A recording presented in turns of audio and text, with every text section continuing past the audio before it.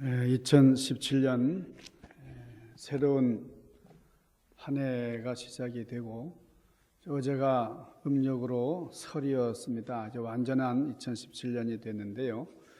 우리 새로운 2017년을 우리가 믿음으로 항해할 때에 우리 성령님이 우리와 함께 동행하시고 성령님의 인도하심 따라서 승리하는 한 해가 될 수 있기를 바랍니다.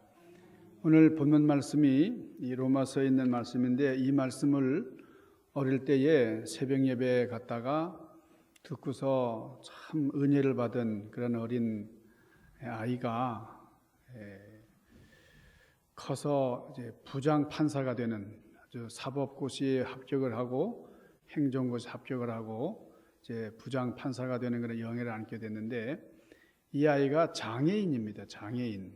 여기 제가 충주에서 목회할 때에 그 청주에 있는 그 상당교회 목사님께서 들려주신 그런 말씀인데 그 교회에 참 굉장히 어렵고 힘들게 살아가는 그런 여자 집사님이 계셨는데 이 여자 집사님에게 어린 아이가 하나 있었습니다. 근데 남편이 아주 난봉꾼이에요. 남편이 도박에 이제 미쳐가지고 그저 술 먹고 도박을 하고 그래서 집 문서 다 날리고 또 땅 문서 다 날리고 그래서 이 부인이 이 집사님이 삭바느질을 하면서 아주 근근하게 연명을 하는데 그런데 어느 날 이 노름을 하면서 집에 들어오지도 않다 남편이 갑자기 들어와 가지고는 돈을 내놓으라 그러는 거예요.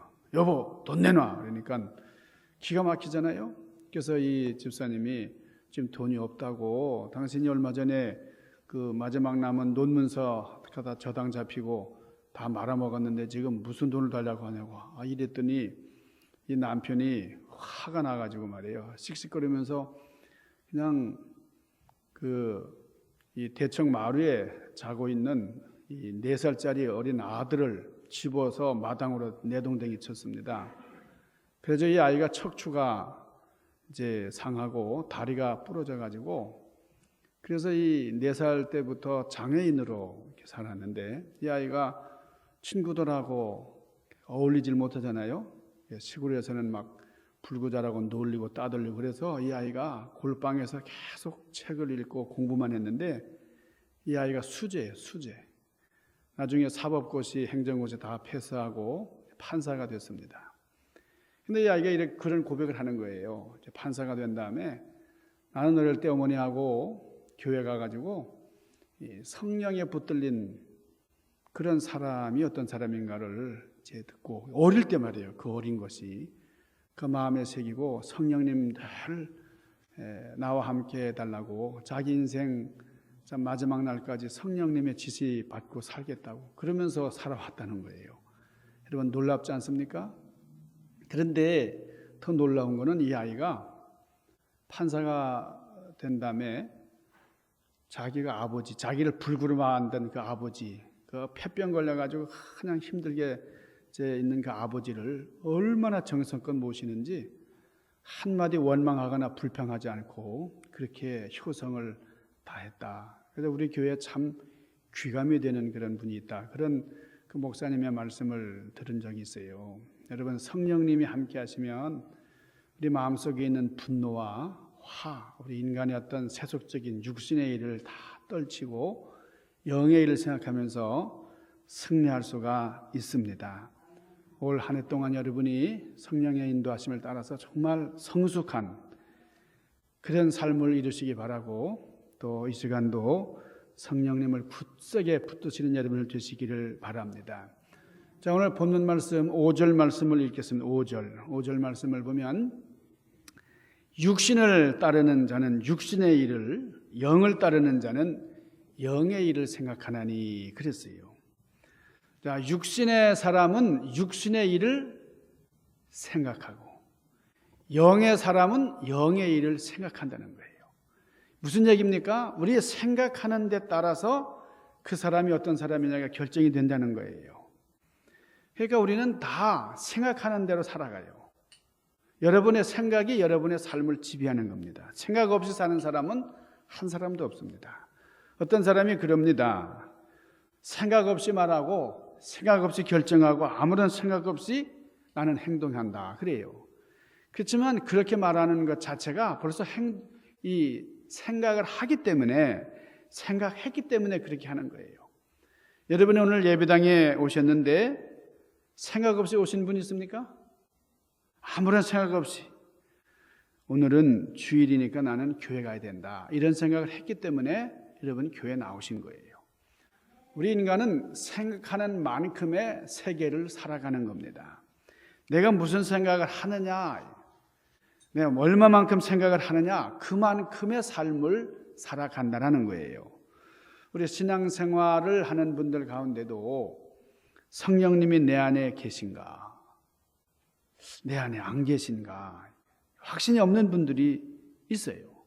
내가 성령을 받았는지 안 받았는지 모르고 신앙생활하는 분들이 있어요. 우리 요한복음 4장 24절에 하나님은 어떤 분이라 그랬습니까? 하나님은 영이시다 그랬어요. 영이라는 말은 형체가 없다 하는 말입니다. 영은 형체가 없어요. 물질이 아니기 때문에 하나님께서 우리 앞에 나타나신다 그래도 우리가 뵐 수가 없습니다. 물질로 이루어진 인간은 영이신 하나님을 우리 육신의 안목으로 볼 수가 없어요. 그래서 요한일서 4장 10여 절에 보면 어느 때나 하나님을 본 사람이 없으되 그랬어요. 우리 하나님을 볼 수가 없습니다. 우리가 육신의 눈 가지고는. 그래서 우리가 하나님을 보고 싶은 마음이 참 간절하잖아요. 예수님의 제자들도 예수님 하나님을 보여주세요. 어떻게 해야 하나님을 볼 수 있습니까? 하나님 보기를 그래 간청했죠. 자, 하나님께서 우리 인간에게 교제를 하셨어요. 처음에 하나님께서 우리 인간에게 나타나셔서 말씀으로 역사하셨어요. 말씀. 영이신 하나님께서는 우리 인간들에게 말씀을 들려주셔서 우리는 귀로 하나님을 만날 수 있었던 겁니다. 들어라 하시는 하나님의 말씀. 그래서 우리는 하나님을 표현할 때에 귀로 듣는 하나님이라 성부 하나님 그렇게 표현을 했습니다.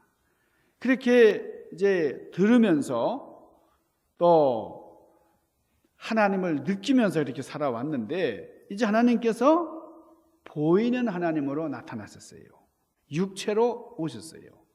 인간의 눈으로 볼 수 있는 하나님, 만질 수 있는 하나님, 확인할 수 있는 그 하나님을 우리는 독생자다, 예수님이시다, 성자 하나님이시다, 눈으로 보는 하나님 그렇게 얘기합니다. 그래서 요한복음 1장 14절에 뭐라고 말씀을 합니까? 말씀이 육신이 되어 우리 가운데 거하심에 우리가 그 영광을 보니 말씀이 육신이 되어서 오셨어요. 그래서 우리가 그 영광을 직접 볼 수가 있었어요. 하나님은 영이시지만은 말씀으로 우리에게 나타나셨고 그 다음에 귀로 듣는 하나님으로만 나타나셨는데 볼 수 있는 하나님, 만질 수 있도록 직접 체험할 수 있도록 그렇게 오셨다 그 말이에요. 그래서 인간과 말씀으로만 역사하시던 하나님께서 보이는 하나님으로 오셨는데 세 번째는 내 안에 들어오셨다. 멀리서 말씀으로 역사하시다가 인간의 몸을 입으시고 인간으로 오셔서 만질 수 있게 형체를 가지고 오시더니 이제는 아예 그냥 우리 속으로 들어오셨다는 거예요. 우리 속에 들어오신 하나님을 우리는 성령 하나님이시다 이렇게 표현을 합니다. 자, 우리가 영이신 하나님을 우리는 볼 수도 없었고 만질 수도 없었고 귀로 들을 뿐이었는데 이제 눈으로 볼 수 있도록 오셨다. 그런데 이제는 아예 그냥 내 안에 들어오셨다는 거예요. 고린도전서 3장 16절에 뭐라 그러십니까? 너희가 하나님의 성전인 것과 하나님이 너희 안에 계신 것을 왜 너희가 모르느냐 그렇게 말씀하세요.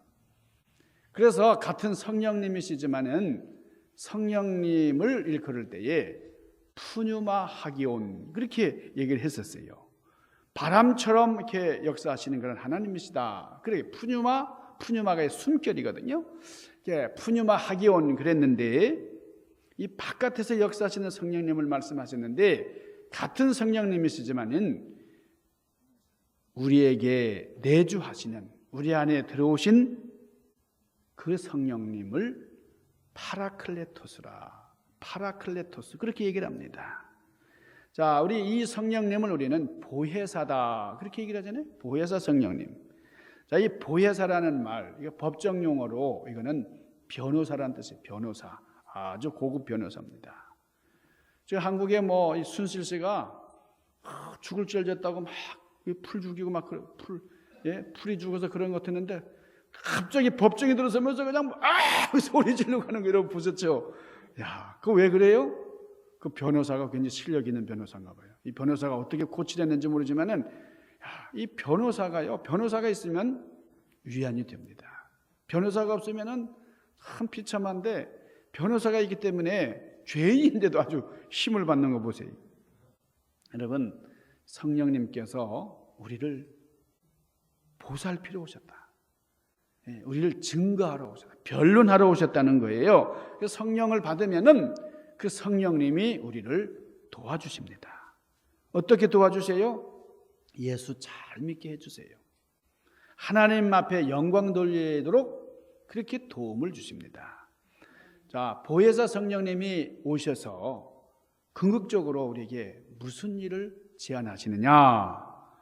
예수님을 깨닫게 하시는 거예요. 예수님을 변호해 주시는 거예요. 예수님이 이런 분이시다. 도저히 우리가 예수님을 믿을 수 없는데 우리 예수님을 믿을 수 있게 하시는 분이 성령님이세요. 그래서 우리 예수님께서 이 세상을 떠나실 때에 가장 간절한 부탁이 뭐였어요? 너희들은 성령 받아야 된다. 성령님이 오실 때까지 너희는 이 성에 유하라. 이 예루살렘 성을 떠나지 말아라. 예수 믿으려면 우리가 보혜사 성령을 받아야 된다. 그렇게 말씀하신 겁니다. 자, 예수님을 3년간이나 따라다니던 예수님과 함께 자고 먹던 동고동락하던 제자들이었지만은 이 성령님을 받기 전에는 예수님이 누구신지도 제대로 몰랐어요. 그래서 예수님께서 엄청난 고통을 받으시고 고난을 받으시는 그런 상황 가운데서도 예수님이 왕이 될 거야. 왕이 되면 내가 한 자리 한다. 너는 외무부 장관 해라. 나는 내무부 장관 한다. 뭐 이러면서 옥신각신한 거예요. 내가 얼마나 높아질까? 여기에 관심을 한 거예요. 베드로가 얼마나 겁이 많았습니까? 예수님을 배신하면서 도망가고 그랬는데 보혜사 성령님이 임하시니까 이 겁쟁이 베드로가 얼마나 용기백배한지 예수님이 누구신지를 확실히 알게 되니까 담대하게 벌떡 일어나서 예수님을 증거하는 거예요. 너희들이 죽인 예수님이 누구신지 아느냐? 당당하게 선포를 할 수 있었습니다. 사람들은 우리 예수님 그러면은 나사렛에서 태어난 목수 요셉과 마리아의 아들 뭐 그렇게만 보지만은 성령님이 임하시면 이분은 하나님의 아들이시다 믿을 수 있는 거예요. 우리 예수님을 구세주로 고백하는 것 이건 놀라운 일입니다. 성령님이 함께 하시지 않으면 있을 수 없는 일이에요. 그래서 요한복음 16장 7절에 보면 예수님께서 이렇게 말씀하셔요. 그러므로 내가 너에게 떠나가는 것이 유익한 것이다 그랬어요. 내가 떠나가지 않으면 보혜사가 오시지 아니할 터이니 내가 떠나가는 것이 실제로는 너희에게 더 유익이다. 내가 떠나가는 데 대해서 너무 슬퍼하지 말아라. 내가 가고 성령님이 오셔서 너를 도와주신다. 약속대로 성령님이 오신 겁니다. 우리가 이 예수님이 이 땅에 오신 것을 성령님이 오신 것과 우리가 비교를 해보면은 자, 우리 예수님이 이 땅에 오신 인간의 몸을 입으시고 오신 하나님, 영으로 다시 보혜사로 오신 우리 하나님, 우리 비교해 본다고 하면은 여러분 예수님께서 처음 오셨을 때에 그 2000년 전에 어디로 오셨어요? 유대 땅 베들레헴에 오셨습니다. 초라한 모습으로 가난한 모습으로 자, 누구를 찾아오셨어요? 이 세상 모든 사람들, 죄인을 찾아오셨다 그랬어요. 자, 예수님은 누구 찾아오셨어요? 누구요? 죄인을 찾아오셨어요. 죄인. 자, 로마서 5장 12절 후반절, 그리고 로마서 3장 23절에 뭐라 그랬냐면 모든 사람이 죄를 범하였음에 그랬어요. 자, 누구는 죄를 범하고 누구는 죄가 없고가 아니라 모든 사람이 죄를 범했으니까 죄인을 찾아오셨다 그러면 누구로 찾아오신 거예요? 이 세상 모든 사람에게 오셨다는 거예요. 그러니까 예수님이 오신 것은 이 세상 전 세계 모든 인류들에게 오셨다 하는 말이에요. 그런데 성령님은 누구를 찾아오셨느냐?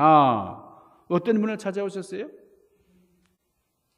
예수님은 죄인을 찾아오셨는데, 그런데 성령님은 죄인을 찾아오신 것이 아니고 어떤 사람? 회개한 사람에게 오셔요. 회개한 사람. 회개하지 않은. 그러므로 너희가 회개하여 성령 받아라 그랬어요. 회개하여 세례받고 성령 받아라 그렇게 말씀해요. 이 차이를 알아야 됩니다. 자, 예수님이 오신 것과 성령님이 오신 그 차이, 우리가 규모면에서 본다고 하면 우리가 따지고 보면요, 지금 세계 인구가 74억이라 그래요. 74억. 자, 그러니까 예수님은 모든 사람에게 오셨지만은 성령님은 어떤 사람이 오셨다고요? 회개한 사람. 그러니까 예수님께서 오신 것과 성령님이 오신 것하고는 좀 차이가 있습니다. 그러니까 회개한 사람, 죄사함 받은 사람에게 오셨으니까, 여러분 죄사함 받은 사람이 얼마나 될까요? 이 세상에 74억 인구 중에 다 오신 것이 예수님이시지만은 성령님은 죄사함 받은 사람들에게만 오셨으니까 모든 사람에게 오신 것이 아니고 한 10분의 1 정도? 74억 인구 중에 오셨지만은 성령님은 한 7억 되는 죄사함 받은 자들에게만 오셨다. 그러니까 이 성령님은 희귀성이 있는 분이에요. 여러분 다이아몬드가 왜 귀합니까? 다이아몬드 뭐 다른 귀한 이유가 있지만은 이게 귀해요. 다이아몬드가 희귀해요. 그래서 가치가 있는 거예요. 여러분 성령 하나님께 대해서 감사하고 하나님의 엄청난 복을 우리가 알아야 됩니다. 자, 우리 요한복음 14장 16절과 17절에 보면 우리 주님께서 이렇게 말씀을 하셨어요. 내가 아버지께 구하겠으니 너희와는 영원토록 함께 있게 하리라. 그렇게 약속하셨지만은 세상은 능히 저를 알지 못하느니 회개하지 못한 자는 저를 받지 못한다 그랬어요. 회개하지 못한 사람은 성령을 못 받아요. 예수 그리스도를 모르는 자도 받지 못하리니 이는 저를 보지도 못하며 알지도 못함이라. 그렇게 성경에 말씀을 하십니다. 여러분 우리가 회개한 사람, 세례를 받고 사모하는 사람에게 성령님이 오신다 하는 거예요. 여러분 성령의 사람은 성령 생각을 많이 하는 사람이에요. 영의 일을 생각하는 데부터 출발합니다. 방언을 받고 환상을 보고 꿈을 꾸고 뭐 이렇게 해야만 성령의 사람이 아니고, 여러분 성령의 사람은 성령님을 많이 생각하는 거예요. 여러분 아무개의 아내입니까? 그러면 그 아무개를 생각을 많이 해야지. 그렇죠? 다른 남자만 생각하고 아무개 생각 안 하면 그는 불륜의 여인이 되는 겁니다. 그러니까 나는 아무개의 지압이다 그러면은 내 와이프만을 많이 생각해야죠. 근데 와이프 생각 하나도 안 하고 다른 미스리만 생각하면 되겠어요? 안 된다. 우리가 성령의 사람이라 그러면 성령님을 많이 생각해야 돼요. 우리가 생각하는 만큼 우리가 살아간다 그랬잖아요. 그러니까 성령의 사람은 영에 사로잡혀서 영의 역사가 다른 것보다 더 강해야 된다는 거예요. 성령의 사람들이 되시기를 주님의 이름으로 축원합니다. 영의 생각이 여러분의 삶을 이끌어 가야 돼요. 그렇게 할 때에 말이 달라지고 행동이 달라지고 인격이 달라지고 그래서 성령 받은 사람의 삶을 살게 되는 거예요. 하나님께서 원하시는 삶이 바로 이런 삶입니다. 우리가 영의 사람이냐 육체의 사람이냐. 우리가 육체를 쓰고 사니까 보이는 것 우선할 때가 많지만 그러나 보이지 않는 영의 세계가 얼마나 중요한지 몰라요. 자, 오늘 여기 8절 말씀에 보면 육신에 있는 자들은 하나님을 기쁘시게 할 수 없느니라 그랬어요. 우리가 육신 안에만 거하면 하나님 기뻐하시지 않습니다. 이 말씀을 반대로 얘기한다면 영의 생각을 하는 사람들은 하나님을 기쁘시게 한다 하는 말이 되는 거예요. 여러분, 우리가 영적인 일에 사로잡혀 살면은 놀라운 일이 생기는 거예요. 몸의 행실을 죽이고 영의 사람으로 살아갈 수 있게 된다는 겁니다. 그래서 예수 믿는 사람들은 하나님의 전능하심을 믿고 또 하나님께서는 우리 인간 역사를 섭리하시고 운행하고 계시는데 멀리서 역사하신다 이렇게만 생각을 해요. 그런데 오늘 보는 말씀을 보니까 구체적으로 뭐라고 말씀하세요? 누구든지 그리스도의 영이 없으면 그리스도의 사람이 아니다 그랬어요. 그리고 그리스도의 영이 너희 속에 거하고 계심을 믿어라 그렇게 말씀했어요. 그러니까 하나님께서는 멀리서만 역사하시는 분이 아니고 말씀으로만 그저 보여주시는 것으로만 끝나는 게 아니라 우리 속에 들어와 계신다, 내재해 계신다, 그 하나님을 믿어라 하는 말씀이에요. 그래서 성경에는 이렇게 말씀해 너희 몸은 하나님이 거하는 집이다. 고린도전서 3장 16절에 너희는 성전이다 그렇게까지 말씀하세요. 너희가 하나님이 거하시는 성전인 것을, 너희 자신이 성전인 것을 왜 모르느냐 그렇게 말씀을 하고 있는 거예요. 하나님의 성령이 내 안에 오셔서 내 삶을 인도해 주시고 내가 어려운 길 걸어갈 때 힘 주시고 내가 실수할 때에 그 실패에서 다시 일어나게 해 주시고 실력 있게 해 주시고 이거 성령님께서 우리 속에 계시면서 하시는 역사다 하는 것을 말씀해 주고 있습니다. 그래서 고린도전서 12장 3절에 보면 그러므로 누구든지 성령으로 아니하고는 예수를 주라고 시인할 수 없다 그랬어요. 우리가 주님을 고백하는 것은 내 실력으로 하는 게 아니고 성령님이 함께 해주셔서 가능한 것이다 하는 거예요. 오늘 여러분들이 이 자리에 오신 것도 참 성령님께서 교회 가자 여러분 이렇게 권면하셔서 오는 것이지 내 실력으로 오는 게 아니다는 거예요. 하나님께 예배 드리는 것 이건 내 실력 가지고만은 안 되는 겁니다. 여러분 성령님이 이렇게 인도해 주신 것을 믿으시기 바랍니다. 여러분 인간은 타락한 거예요. 타락했어요. 그래서 이 존 칼빈 같은 분은 그렇습니다. 완전 타락이다. 뭐 인간이 뭐 어느 정도 10% 타락하고 30% 타락한 게 아니라 철저하게 타락한 거예요. 그러니까 이 타락이라는 말은 강아지나 소같이 그런 아주 이 동물적인 그런 지경까지 떨어진 거라.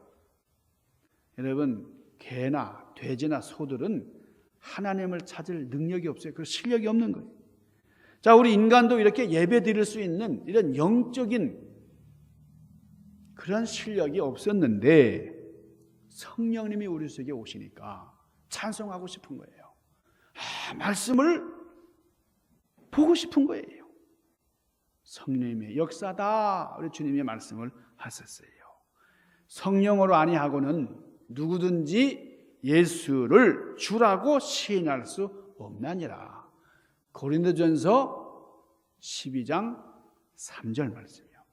자, 오늘 로마서 8장 6절에 보니까 육의 생각은 사망이에요.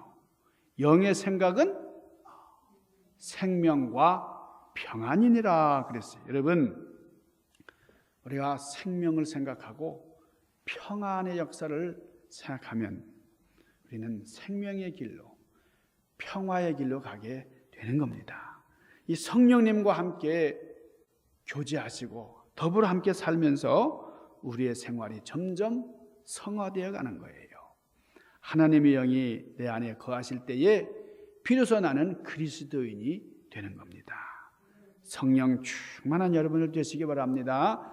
2017년 한 해 동안 성령의 열매를 많이 맺는 하나님과 더불어 함께 하시는 여러분들 되시기를 주님의 이름으로 간절히 축원합니다.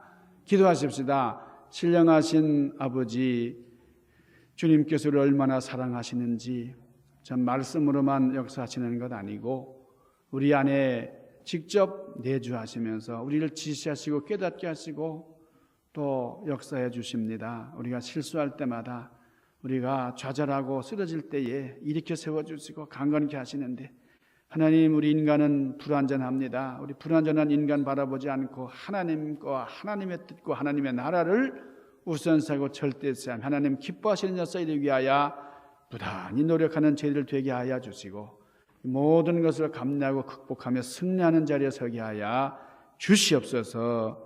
예수님 귀하신 이름 받들고 간절히 구하옵나이다. 아멘.